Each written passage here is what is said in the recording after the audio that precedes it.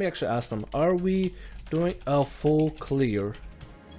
Never mind, apparently the tank is eager to go and attack. Well, isn't that just absolutely wonderful? I guess let's go ahead and attack this guy and help out the tank. Probably the tank doesn't even know where to go. He probably needs some kind of directions or guidance. Feel free to ask. I'm there. And looks like... oh, actually the archer is also able to help me out with directions. We have to go here. Yeah, I think we gotta unlock the captain... I can type. Captain's door first. Because this place actually requires you like a lot of keys in order to like go from door to door. We got it right now. We have the, I believe we got the, yeah, we got the captain's quarter key. So we got to unlock the captain's quarters. But in order for us to do that, we got to kill the 2 ads, the 2 Shadowtail Reavers. Also, as you see, I'm mousing over. Whenever you mouse over a target that you're going to be fighting in this game, they will usually have like a yellow line leading towards another set of ads. And pretty much what it says is, if you attack this one target, it actually shows you what other ads are going to be pulled to the fight. So you can kind of, you know, strategize ahead of time, which I think is a really cool looking idea. It just shows a nice little yellow line that says, hey, if you attack him, that's going to pull the rest of these guys, and you might want to prepare. Which I think is actually a pretty cool idea. Let's go ahead and tag this. Actually, let me see if I can find another set of ads I can kind of show it to. Oh, I got the knuckles, sweet! Thank you so much, everybody. Finally, I got my knuckles. How does it look like? They don't look, I guess it look kind of nice. See, as I mouse over, you can see the small, you can probably sort of see the small little yellow line goes from one ad to another. Yeah, let me, oh god, tank not holding aggro. Oh, if tank's not holding aggro, that's not good. Let me go ahead and sprint over here. And go ahead and start the attack. There we go. I'm gonna pull up the dot first. I probably shouldn't have used sprint in order to, you know, run back to the fight, but whatever, already wasted all my tactical points. It's not a big deal. I'm just gonna be, you know, going a little slower this time. Oh god, what did Captain go? Hello? You just want to cross the room. Hi, buddy. He decided to just go across the room into the corner. See, he's the enemy's already putting himself into the corner. The enemy got himself cornered. We don't need to corner him. He got himself cornered. Tank is not holding aggro. I think that the tank is new. Well, you know, I'm just not even gonna respond to anything. Maybe the tank will probably say something. Maybe the tank understands that. Maybe the tank just doesn't even know how to tank yet. Who knows? But that's the thing. You gotta just, you know, kind of work around with your team and just try to go with something. And the healer is currently concerned that maybe the tank does not know how to aggro. Anyway, let's go ahead and use we got the Wave Rider gate. Let's go ahead and log that. There we go. And let's head down here. We should be able to find the boss room pretty close over here. Actually, I think we're gonna have to fight a couple of ads first. I'm not sure. It's been a while since I've been here. I remember the boss fights and boss encounters, but not too much of it. Okay, cool. We are right here. Make sure that the healers are in, because in 15 seconds after the fight starts, we'll get locked out. Oh god. Okay. Target number 1. Target number 2. Alright, sweet. As long as we can kill target number 1, actually no, we could probably attack for target number 2. He's gonna be chasing Archer, we might as well help out the Archer, right? I mean, that all makes sense. And the tank is just tanking. Oh god, the healer's even getting hit. Oh god. You know what? This tank is not doing well. Simple as that. The tank is just not doing well. I'm just gonna go ahead and pop my crit cooldown and go ahead and just, you know, try to take the enemies down as fast as possible before the Archer's down.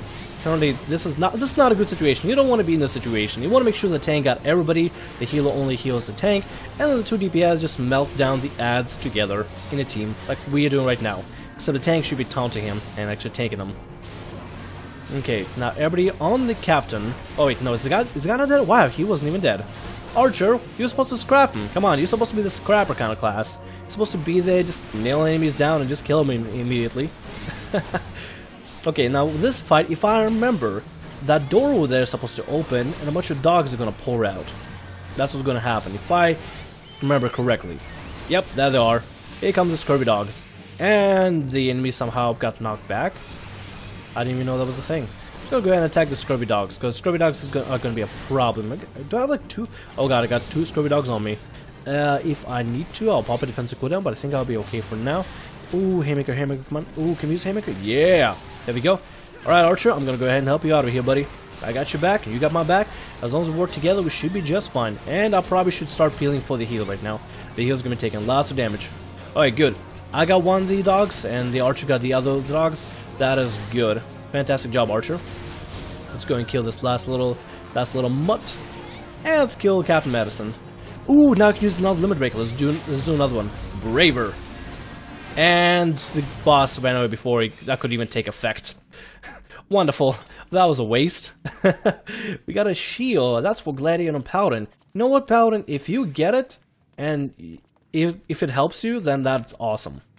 I would be very happy if that actually helped you out in some way. Okay, where are we on the map? We were almost done with the entire dungeon. I was hoping for a full clear, but I guess these guys are a little too impatient. I don't know.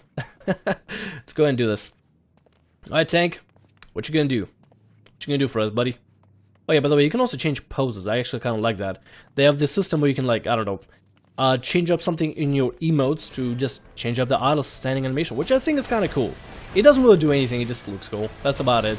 Makes your character look a little bit more badass. And right now the healer emoted towards the tank with utter disappointment. Oh. Damn. Alright, oh god. I'm taking a little bit of damage, you know. I'm gonna go ahead and pop this and heal myself. I figured out a nice combo with Convalescence. Convalescence increases HP recovery via healing magic by 20% for myself only. Which that includes actually the ability that I have for Monk, which is called not Monk, Puglist, Second Wind. So when I use Convalescence and the Second Wind, I actually heal for how many more percent? For 20% more percent than usual. It usually will not, you know, make any kind of impact whatsoever, but I leveled Gladiator for a while, and I'm just gonna, you know, use the ability. Why not? I mean, I might as well use something. Eventually, I'm gonna, I think, have to do Lancer in order to become Monk. And Lancer's gonna have, oh, they're gonna have a lot of fun little abilities I can use. It's gonna attack the Shadow Claw Reaver.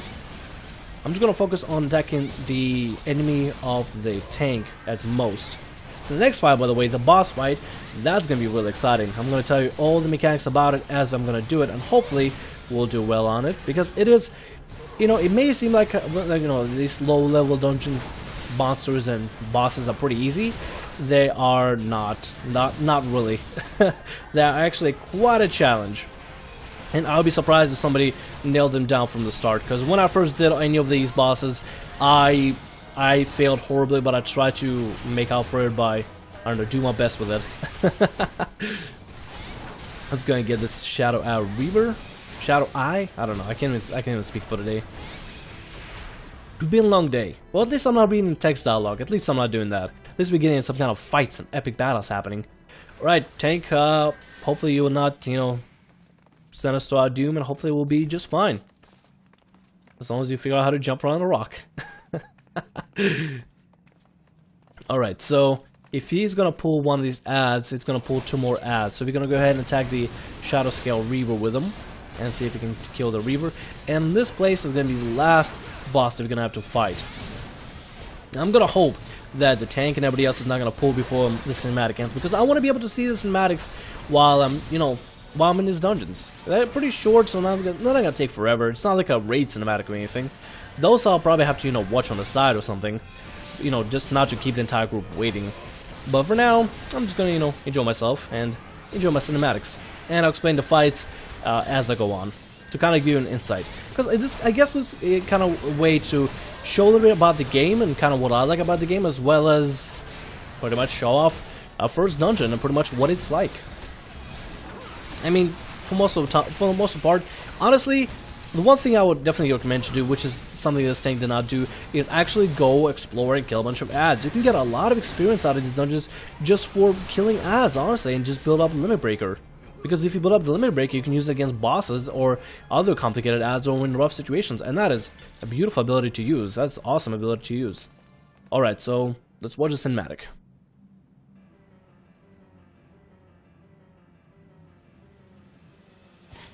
You truly out spashing ground something. And that's our boss. It's a giant mermaid person thing. Water creature? Alright, so the mechanic is, they're going to be unnatural ripples over here. They're 4 cells around the fight, in the 4 corners. What we have to do is actually watch out for those unnatural ripples to bubble, and if they're bubbling, we have to go close them, or actually interact with them to close them, because otherwise they're going to spawn ads, which is just another thing for us to deal with. This boss is pretty easy, just tank and spank and that's it. But we just gotta watch out for when a warning sign comes up saying that the unnatural ripples start to bubble and burst, like right now, right here.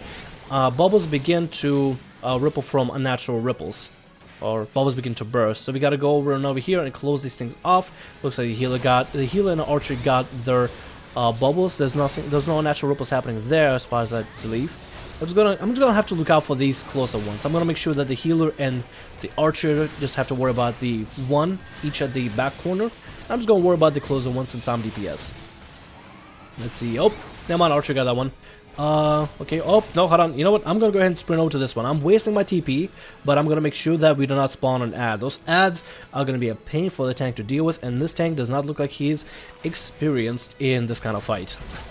As sad as it may be, it is a little bit true. The tank seems a little inexperienced. It doesn't really fully understand what to do in these kind of situations. Alright, another set of bubbles begin to ripple. Let's go and close this off. And on the other side, oh god, please, archer or healer. Okay, the healer is charging for it. Awesome, thank you, healer. Thank you so much. And this is actually pretty important. You want to make sure you're watching out for this. Killing the boss is important and all, but doing the mechanics for fights is even more important. And why am I tanking? What is going on here? Limit break! Yeah! Oh, the tank died. That's what happened. Well, isn't that just lovely? You know what? Here's what we can do. We're gonna be tanking this. Heal. Drink potion. Use haymaker. God, please, let's just hold it out. Oh, can I do this? Can I tank this?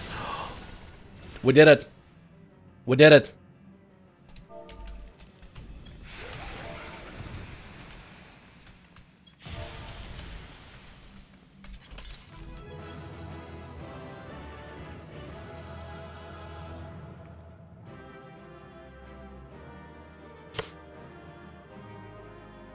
And that is how we do dungeons. Now, player commendation is something that you can give out to players at the very end of the fight, and this pretty much says, hey, commend the players who left a positive impression upon you, and I want to give it to the healer.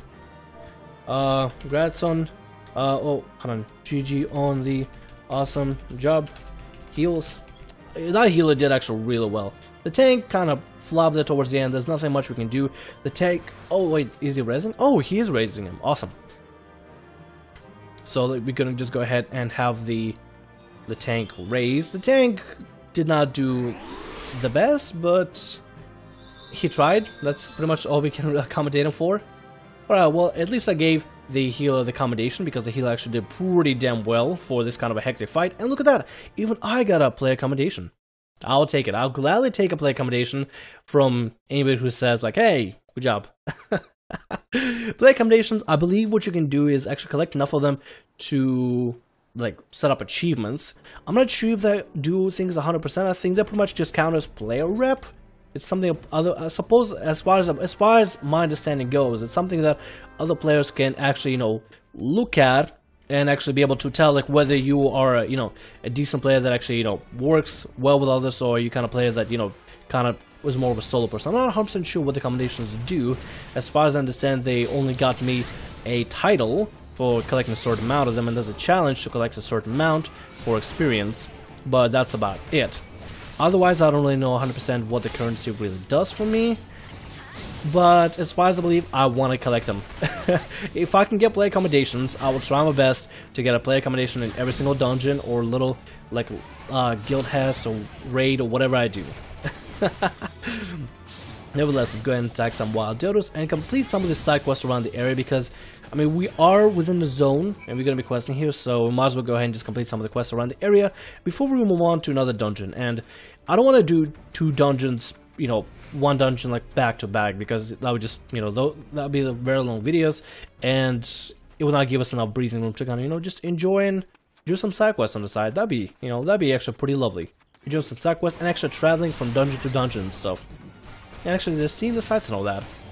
Let's go ahead and avoid this thing. We gotta kill 3 of these Rothlit pelicans. These things are not pelicans.